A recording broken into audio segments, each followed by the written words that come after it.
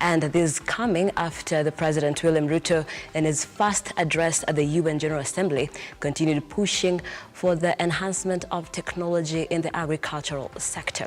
We have the stories and so much more lined up for you. Welcome to the broadcast.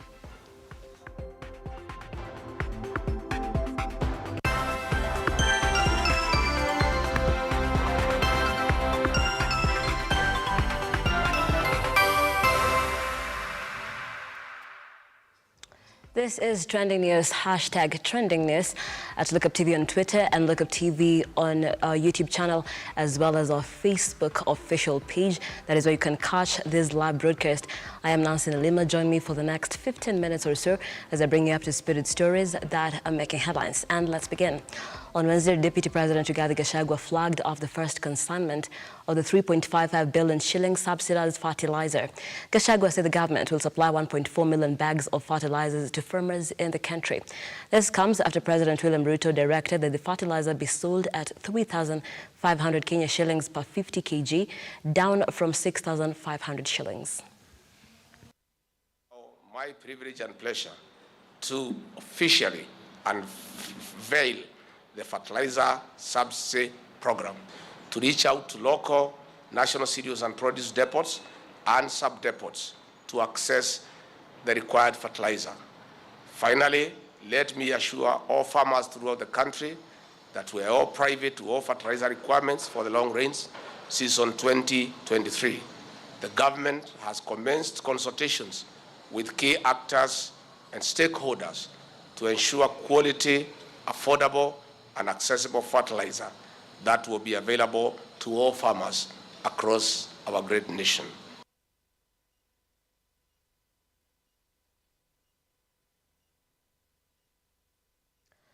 And still on the fertilizers, Bungoma residents have collected fertilizer from county's National Cereal and Produce Board silos just hours after Deputy President Rigathi Gachagua officially flagged off the distribution exercise. The residents have welcomed the subsidy and noted it will be a major boost in food production this planting season. They have noted, nonetheless, urged the government to extend the subsidy program to reach many farmers in the county.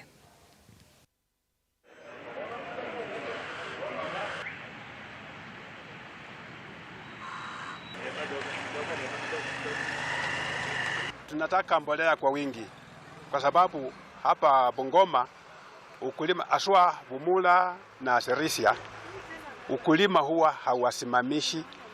Baada ya kufuna tena unapanda. We just have continuous planting. Na unapopanda at least paka lazima uwe na mbolea. Nimefurahia jinsi serikali inatupatia mbolea kwa bei yake. Mara tulikuwa tunachukulia 28, DAP 27 urea, but for now tulikuwa tunachukulia 3,500. Ni kama imepandisha tena. Sasa hapo sijafurahia sana. Vile tumekuja hapa tumepata manager ameimprove, si kama last time. Last time tulikuwa tunachukua muda mrefu, lakini leo tuko chap chap. Nimechionea mbolea, nimekuja Bungoma Cereal Board, nimenunua mbolea kwa shilingi 3,500. Hapo nipongeze kwake kwa president wetu aliyekuja Bwana Rais Ruto.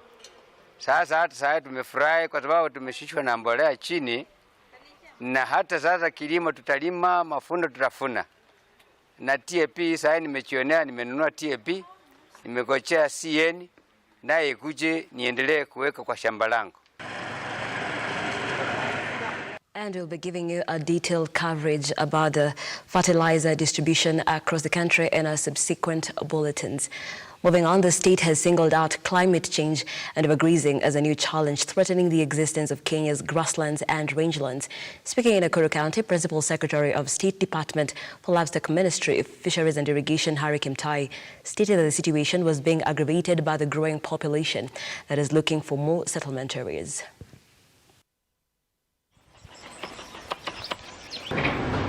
80% of this country is classified as rangelands or rangelands. So for us to prosper, we must safeguard the rangelands and grasslands. The regional rangelands are facing serious challenges, mainly from increasing land degradation, coupled with the climate change and variability impacts. The communities who are inhabitants of these ecosystems have for many years suffered from much non-food and nutritional security. Yet, we all know the vast rangelands have the great potential from endowed resources that science and practice can turn around the situation. This requires collective efforts for it to be realized. Ladies and gentlemen, the Ministry of Livestock, as previously promised, is very keen in supporting the sustainable management of our 80% of rangelands in this country, known for the goods and services to humanity. This ecosystem supports our grazing livestock, as well as wildlife habitats, watersheds, recreational areas, minerals, plant products, and other associated uses. And over 2,000 people in pastoral communities from Ethiopia, Uganda, South Sudan and Kenya came together in celebration of the Lokiriama Peace Accord that was held at Loimer, Turkana County. The event was also used to mark the peace agreement signed by Turkana and Karamojong in 1973 and was graced by leaders from the 4 countries who urged their respective national governments to provide adequate infrastructure to help promote peaceful coexistence.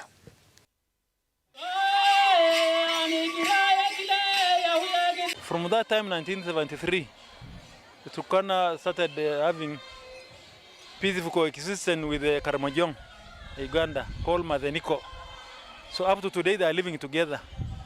They have sustained this peace for a long time. Nasema gavana yetu asidi kutupatia nguvu tukiwa wanawake, tukutane na wanawake ya Uganda, na tupatane na wanawake kutoka Sudan, tukiendelea na maneno ya peace, ili tufaidike tukiwa wanawake, ndio tupate hii njia ya Nakitongo.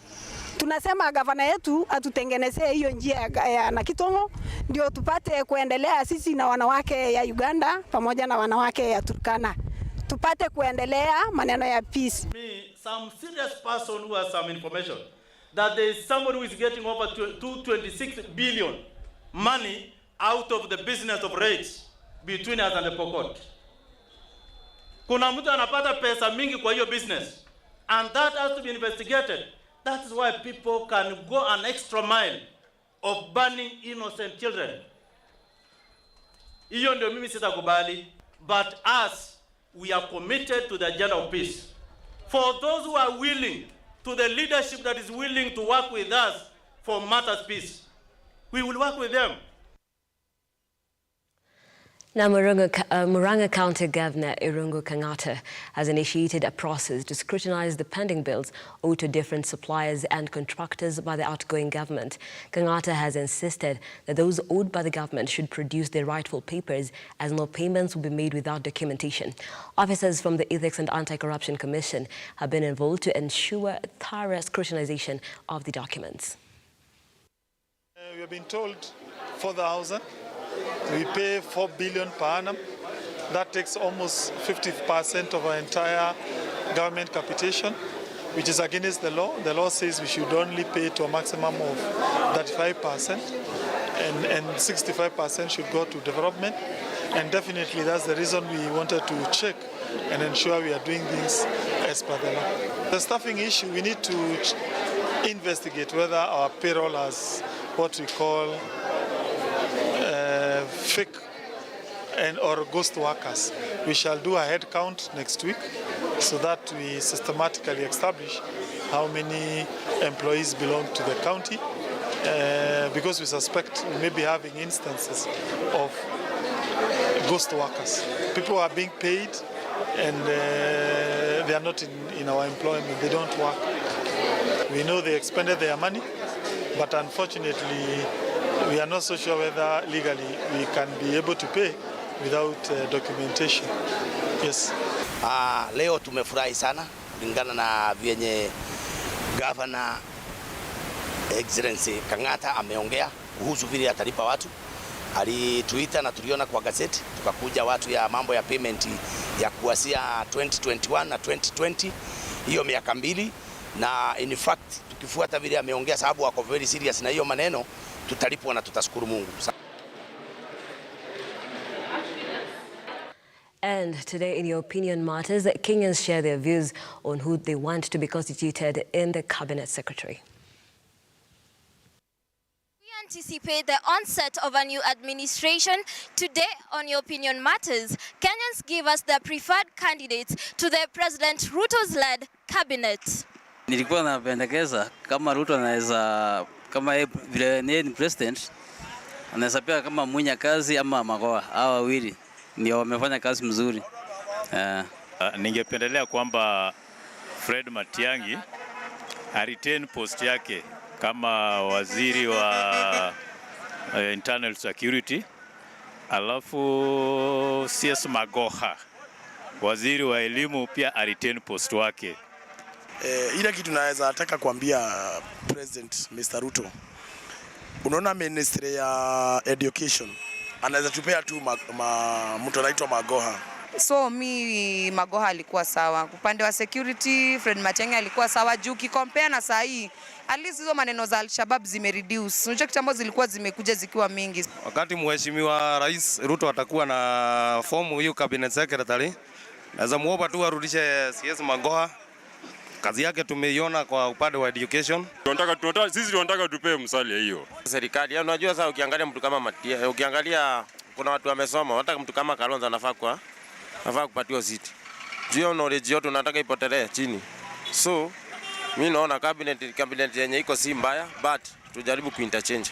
Yes, mimi nikipendelea tu kwa mambo na education, mimi nimependelea tu Magoha maybe arudishwe. Sio mbaya. CS kama Magoha si mbaya, sababu ukiangalia kwa hiyo docket yeye already sasa hizi nikichukulia CBC as an example, sumono already hao watu mpaka wameshaweka infrastructures. Wale wengine ambao nimeangalia kazi yao Magoha ni walifanya kazi nzuri, lakini sio naona anaweza fit. Government naweza penda retain mtu kama Matiang'i, Amina kwa sports and Amina vitu mob zimefanyika by the way. Lakini ministry ya transport, mimi nafanya na sekta ya matatu. Naweza taka ministry ya matatu atupatie mtu anaitwa Moses Kuria ama atupatie mtu anaitwa Sonko. Those are just but a few candidates that the people of Kenya are hopeful to see in the new cabinet. Mudeundalana, Look Up TV. Thank you, Mudeundalana. Remember, Your Opinion Matters comes to you every single day right here on Look Up TV, an opportunity for your voice to be heard on national matters. And as well, this week is Deaf Awareness Week. These are some of the stories that we're preparing for you. We'll be giving you a detailed coverage of it at the end of the week. And of course, the Ministry of Education has sent over 200 teachers in training to learn the sign language, as well as parents have been advised to seek medical attention for their children early enough. And let us now take a look at the trending topics across our social media platform and on Twitter. President William Ruto is trending. Remember, the president is in New York for the UN General Assembly. It was his first address just about a week after he was sworn in to office. And President William Ruto met different world leaders. And just to sample some of your tweets in regards to the same. And Ruto says investing in modern agriculture technology is a crucial step towards addressing current environmental concern. And right here, Muthoni says the President, William Ruto, has addressed key issues and he has so far honored the promises, including fertilizers and swearing in of the 6 judges.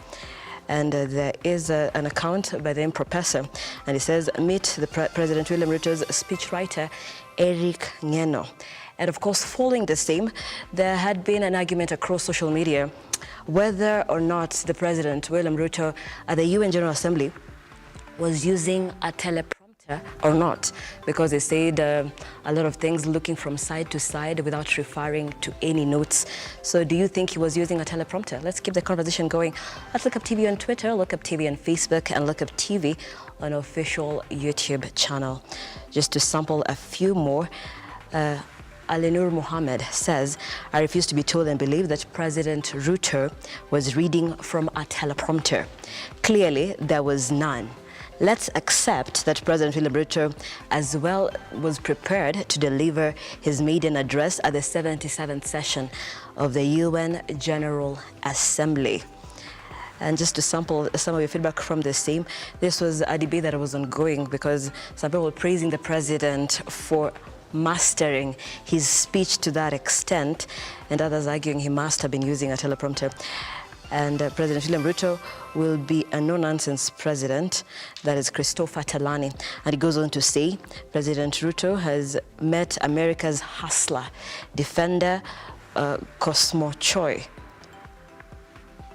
And just to sample a few more. And how do you rate President William Ruto's speech delivery at the United Nations? This is among the many questions that are across social media platforms. And do engage with us right here on Look Up TV. What do you think of President William Ruto's speech?